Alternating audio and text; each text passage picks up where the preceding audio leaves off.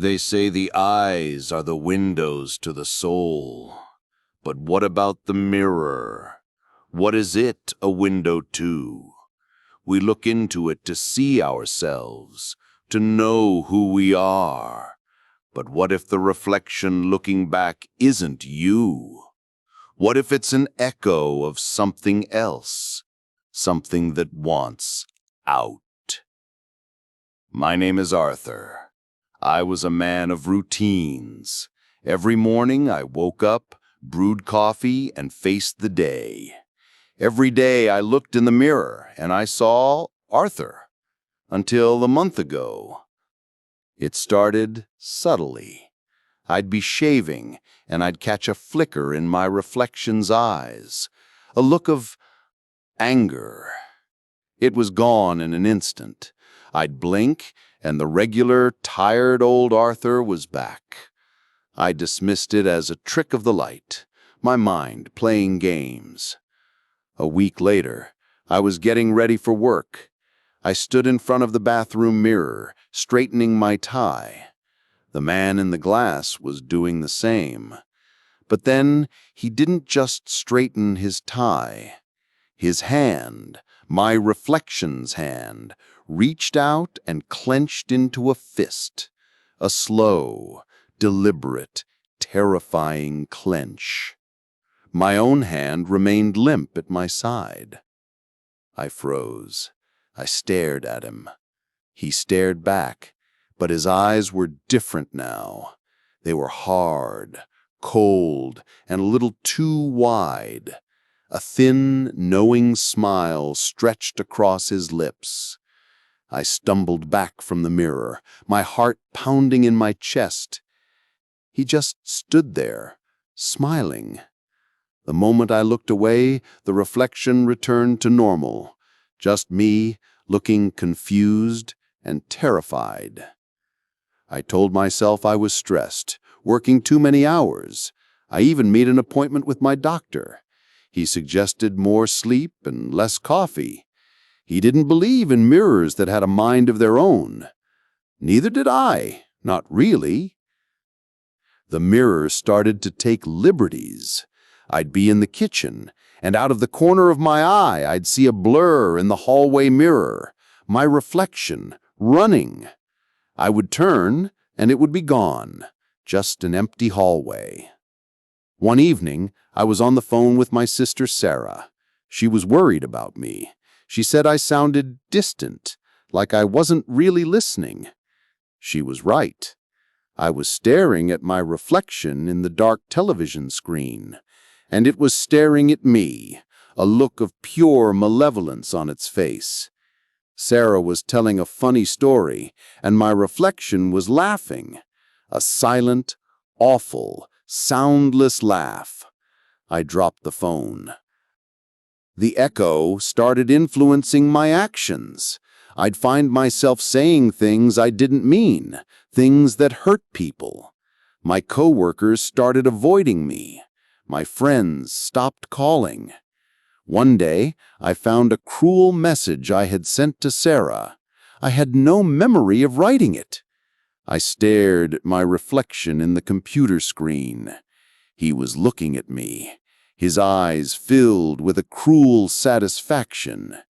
He was smiling again. He was starting to take over. I tried to avoid mirrors. I covered every single one in the house with blankets and sheets. The small, portable ones I smashed.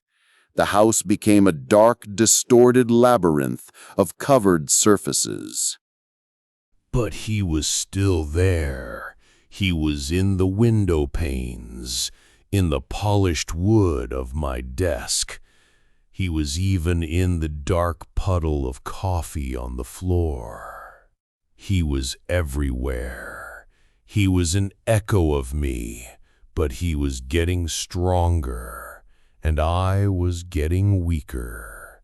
I felt my energy drain every time I saw him. He showed me what he was doing. He started showing me flashes of my life from his perspective. Me walking down the street, bumping into people and not apologizing, me yelling at my boss over a minor mistake. He was living my life, destroying my relationships, and I was just a passenger trapped in my own body. One night, I found myself standing in front of the largest mirror in the house, the one I had covered with a thick wool blanket. My reflection, the echo, had a hold on me. It was telling me to rip the blanket off, to look at him. He was ready. I ripped the blanket off. He was there, but he wasn't a reflection anymore. He was standing in the mirror, but he looked solid. He was staring at me, his face filled with a hungry, triumphant grin. He raised his hand and pressed it against the glass. I instinctively raised my hand as well, placing it against the cold surface of the mirror, my own reflection now gone. He smiled and whispered something I could barely hear. It was just one word. Swap. I'm standing here now, on the other side. My face is pressed against the mirror. I can see him out there. He's looking at me, a look of abject fear on his face. He's trapped in here, in the reflection, just as I was out there. He's going to the kitchen. He's talking on the phone. I hear a voice. It's Sarah. I try to scream, to warn her, but the words are just echoes. I can see him smile as he tells her that he's doing just fine, that he's finally free. I'm the echo now, and I'm trapped in this prison of glass, a silent witness to a life that used to be mine.